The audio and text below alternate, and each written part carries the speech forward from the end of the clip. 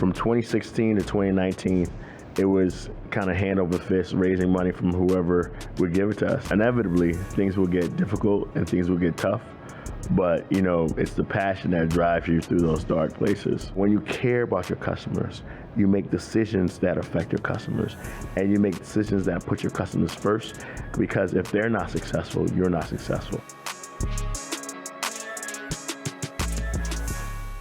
All right, guys, welcome to Financial Freestyle here on Yahoo Finance. It's your boy, Ross Mack. And look, guys, no matter where you are in your own financial journey, you can never stop learning. And that's why every week I'm giving you amazing people that I'm bringing to the show. And this week, none other than my brother, Dave Salvant. He's literally the president and co-founder of Squire. Dave, my man. What's going on? Thanks for having me, having me, baby. Yeah. This is my guy, right? I've known Dave for quite some time when I actually was a young analyst working at Morgan Stanley in the city.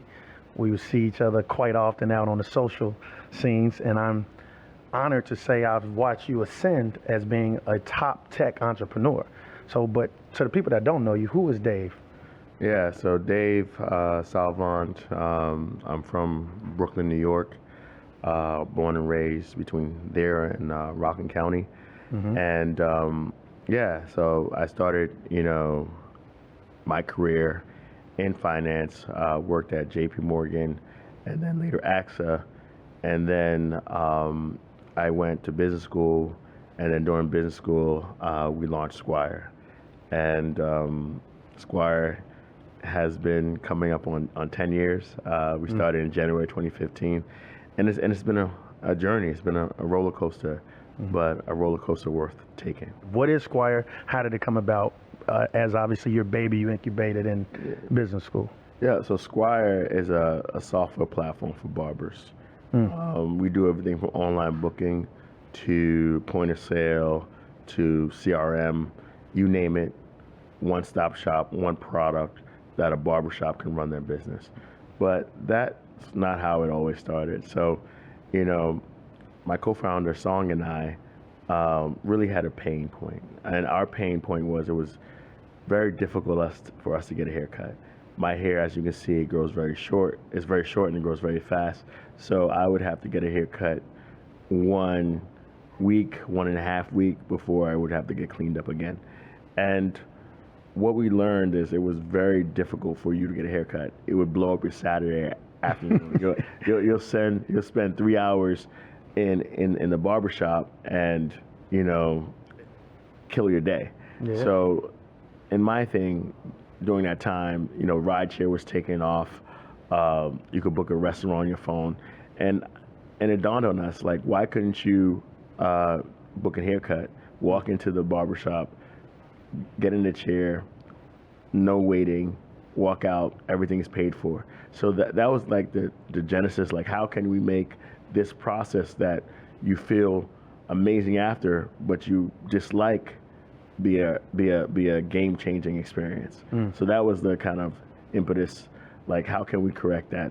And then when we really got into the weeds, we realized that the opportunity was on the business side and streamlining the whole process, making the operations run more efficiently. So how's a kid from Brooklyn, right, background in finance, come up with a solution to a problem? Like, what was the process? How many times did you guys potentially have to pivot? How does that whole process when it comes to starting a startup? So it was funny. So Song and I have been friends for years, and the story goes like we were spending a lot of time socially, going out, having a good time on the weekends, but we really weren't building anything. We were just, kind of in our careers doing what we had to do. And then we just started meeting at coffee shops and university free spaces to just brainstorm ideas. And we settled on barbershops pretty quickly because it was something that we had a deep pain and we had to experience. And then when we thought it was a African American thing, but when we asked our Asian and white friends and Latino brothers that, they both they all had this similar pain point of going to the barbershop and it being a hassle. So that's what we did. First and foremost is we said, hey, we're going to do this, and we went full tilt. But it wasn't easy. The first product failed miserably, and it was a marketplace where, we thought if we built a product, barbers would adopt it and customers would use it. But what happened was, if you didn't control the inventory of the barber and the barber shop, you would end up with a lot of double bookings, barbers asking for their payment at transaction when they knew it was coming later. So what we realized is we really had to control the infrastructure and build a product that the barber shops and barbers use to run their entire business. That's amazing. So obviously Squire is very successful now, right? Congrats on your 10-year anniversary. Along this process, right, like when you think about the barbershop, it is therapeutic in our community, right? Like you go there, your barber is also your therapist, right? But to your point, that waiting queue could be hours, right? And so when you thought about the problem that you solved, did you think that Squire would actually evolve to what it is today? I thought about it in two ways. I think, how do we maintain that community but remove the frictions out of the transaction? So you can still go to your barbershop. Your barbers could be your therapist and what have you, and you can do those things that you feel comfortable growing up, that you and I both experienced. But the actual process of getting in there, the organization of not saying, oh, are you next, it just flows more efficiently. So the business owners and the barbers can focus on what they do best, which is that therapeutic experience, which is that cutting hair and you looking the best you can walking out. So we want to remove the elements that they don't like and use technology to improve that, but also allow them to focus on the things that they do like, such as that conversation, such as that therapist persona that so many barbers perform unknowingly, but they do. So let's actually talk about like the capital allocation side, right? So one, congrats, Squire's worth around $750 million, right? And so let's actually talk about that business side. Like, it just doesn't out of nowhere become worth $750 million. It's probably due to you raising capital in a certain round, and now it's valued at $750. Like, what's that process for young entrepreneurs when it comes to actually getting capital? And then let's talk about how that actually is utilized to then scale your business. Yeah, so it's interesting. So you raise, you go through, like, we had a fortunate experience that we received funding by Y Combinator, which is, one of the best accelerators in the world. So that really was a launching pad. It taught us, things that we didn't know about, Silicon Valley, two kids from New York figuring it out. So we were fortunate to go through that accelerator. But from 2016 to 2019, it was kind of hand over fist, raising money from whoever would give it to us. And we got lucky a few times when we were able to keep on going and get to the next step.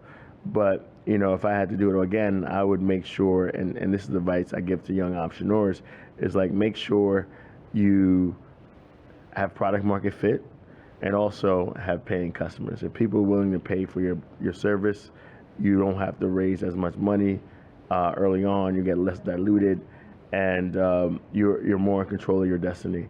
We were fortunate enough, to ride. We did some great operational, execution during COVID. So we had, that hockey stick up and to the right during COVID, where we were able to raise a lot of capital during a short period amount of time. And, we still haven't raised since then, and we're well positioned as a company to navigate, the next couple of years without having to go back to the equity markets. So that's, been fortunate for us. So what advice, right, and obviously you just gave some advice to young entrepreneurs, but when it actually comes to making a business, right, are you solving, are you first saying, let me solve a problem? Is this profitable? Like, what are kind of the things you guys did, and what advice would you give to those young entrepreneurs? I think it's important to solve a problem that you're passionate about. Passion. Because if you're not passionate about the problem you're solving, then you're not going to have the stamina to continue when things get tough. I think, and inevitably things will get difficult and things will get tough, but it's the passion that drives you through those dark places. And so I would say my first piece of advice would say, hey, pick something that's important to you that you feel a personal connection with. The second thing is, make sure you do your research and really, really invest time, because it's not easy. And like, look, we're going up on 10 years of doing this. And I would say the third one is it's hard to be a solo founder. So, actually start a business with somebody you like. And, someone who you trust and who's accountable, and, who you can rely on. And it's easier because, as you're going through this process, with a co-founder, it's like very seldom you guys are on the same, level in terms of like emotional levels. So when he or she is feeling good, you might be feeling bad, and then you guys kind of play off each other. And so the business keeps on going, and there's no dip in morale for if you think about it like that. Okay. Well, look, guys, don't touch that dial, man. We're going to be back more with Dave Salvant, and we literally are talking about not only his amazing startup, but we're also giving you game on how to start your own company. All right, guys, welcome back to Financial Freestyle. It's your boy, Ross Mack, and I'm here with my dog, Dave Salvant, and he's giving phenomenal advice, right, to an entrepreneur. So I actually got a question, right? It's like, say you find the problem that you're trying to solve, right? Say next you are passionate about it, you got your co-founder. Like, what's the next step, right? Is it like, are you trying to build your own wireframes? Are you reaching out to different parts of India or something, trying to get developers? Like, what's that next step? Because I think that's something that hinders a lot of people from starting. I think the most important step in that journey is talking to your customers. And it does a couple of things. Number one, it validates your idea. Okay. And number two, you can go back to them when your idea is built. And be like, hey, look, and bring them in. You're bringing them in part of the process, so now they feel they're part of it. And you said you're gonna do something, and you didn't. A lot of folks, especially, I play in small business land, but a lot of these guys, everyone's trying to sell them something. So if you come to them before with a product, with an idea, and then they say, hey, you get their feedback, so you're asking them questions, and then you go out and do it, you're a leg up on 90% of the people that they ever spoke to. And the remaining 10% is the willingness to buy, and you brought them along the process with you. So when it's said and done, when you have your product in the market, you can go back to these guys and say, hey, look, I built it, you were part of the process, this works for you, let's go forward. And it's very hard for people to say no at that point. So let's actually talk about why Squire is important there.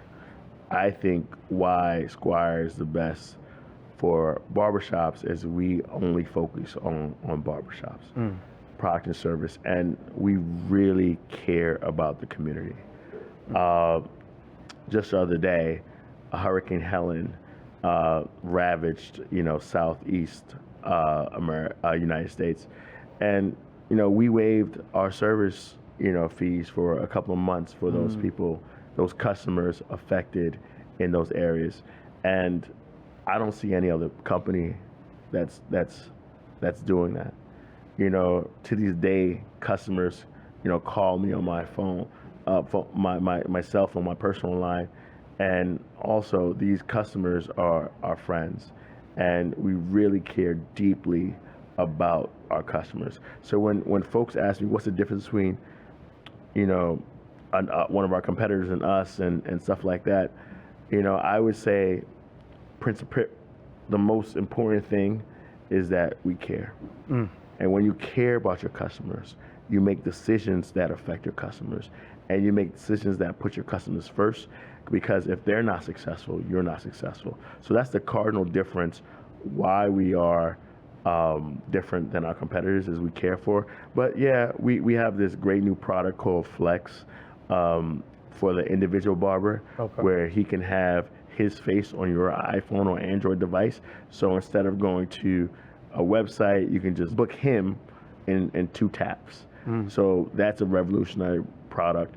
We're coming out with, a way to track your marketing spend across, different, from Google right to the appointment. So that's another product we're working on. We're working on some AI-based answering service where, folks can call in to the barbershop and automatically get an appointment using AI. The point is, like, and I really want to drive this home, is, as a small business owner, you don't have the same tools and resources as, the big chains and the huge franchises. Our goal was, to help the little guy. We're giving the people the time back by utilizing our software, and that's the most fulfilling thing ever, I believe, is awesome. Doing that for small businesses. You know what I just found interesting when you were talking about, why Squire is, differentiated from your competitors.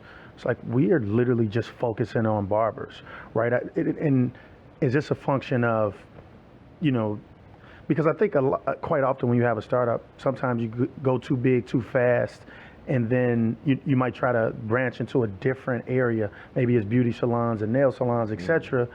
And then you no longer are focused on your core objective, core goal. Like, how did you learn to, rather than to try to broaden and go to a bigger opportunity set, instead you said, let me just focus here and just narrow this, and more importantly, be perfect in this instance? Yeah, I mean, I think we're very keen on focus on our core customer. Our core customer has, been, we feel, neglected by technology. And I think we can really build rapport and really build a brand within our vertical by, like I said before, by caring. And once you branch out to different, verticals, you lose that focus. You lose that concentration on the customer. And that's something that we're very intentional about, is focus, until, we reach, escape velocity. And, at that point, possibly, but, that's not our focus right now. So let's actually talk about something, right? And this is interesting because the average entrepreneur is going to fail within, what is it, like over 50% or 90% fail within the first 10 years, 50% the first 5 years or something. One, right, you said you started Squire and the first iteration of it failed. You talk about raising capital. You probably get maybe 100 no's for every yes, right? Let's actually talk about, sometimes that you've experienced adversity when it comes to your process, and more importantly, how you overcame it. I would kind of switch that question to like customers, because I think that is the most important thing, and I'll get to, the fundraising in a bit. But, we had a lot of no's by customers, but I always say, people could say no the first time, but it's very difficult to say no the 7th time. The 7th, I like or the that. 8th time. Because at the end of the day, if you're speaking to SMBs and owner-operators, they appreciate that because they know how tough it is. They're also business owners, so they know that what they had to go through to that point. So worst case scenario, they hear you out, and when they hear you out, it's your opportunity to convince them that your product is worth it. But on the fundraising tip, we got a lot of no's as well. I mean, I think You know, when we went out to Silicon Valley, when we had beautiful metrics, or metrics that should have garnered, I wouldn't say beautiful, or metrics that should have garnered a competitive round, our round wasn't competitive. We got, you know, I think we had, you know, 40 or 50 meetings for our Series A and got one term sheet. So it's not easy, and you're gonna get, and you're gonna hear a lot of no's. But you know, if you get knocked down 9 times, you got to get up 10. But I think the most important factor in becoming an entrepreneur is grit and determination. It's not intelligence. It's not, you know, luck. It's grit and determination. That's what allows people to be successful. I love that. I love that. So in that same realm, right, because obviously these are things you've learned over time, to the young kid that's watching this right now, right, if you could go back and talk to 18-year-old Dave Salvant, what are you telling him? Start now. I'm telling, start now. It's the barrier to entry right now is super low. You know, with all these tools, all these AI tools, like you can literally create things really fast. Yeah. And as a young person, people want to help you. As an 18, 19, 20, 25-year-old person, you know, people want to help. People want to help you because it's gonna make them look better. But people just don't ask.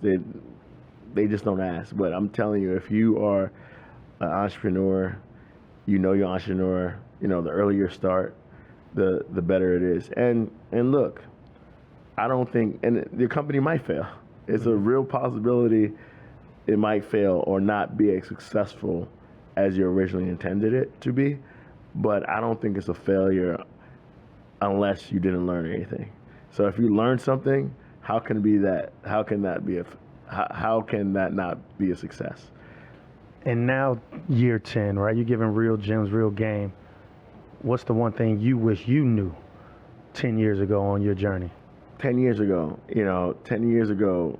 I just wish I started earlier. I honestly. That's real. Yeah, I just wish I started earlier. Like, you know, I think in life, you know, like you go after what's hot. Like I thought the way you make money and escape, you know, kind of poverty is you know, I thought at that point was like finance and stuff like that. And, and because that's the only people I've saw successful. That's the only people that looked like me and that I knew of. So that's where I went to. That's where I naturally gravitated towards. But as the world becomes more open and you see different things, you realize this thing called Silicon Valley. You know, I didn't know anything about Silicon Valley until I was, you know, maybe 25, and you know, it's really a game changer over there. Well, listen, Dave, man, I want to say thank you so much for spending some time here on Financial Freestyle. That's it for this episode, ladies and gentlemen. Make sure you guys tune in again next week. Make sure you subscribe, share this with a friend. Until next week, this is Ross Mack, and this is Financial Freestyle. This content was not intended to be financial advice and should not be used as a substitute for professional financial services.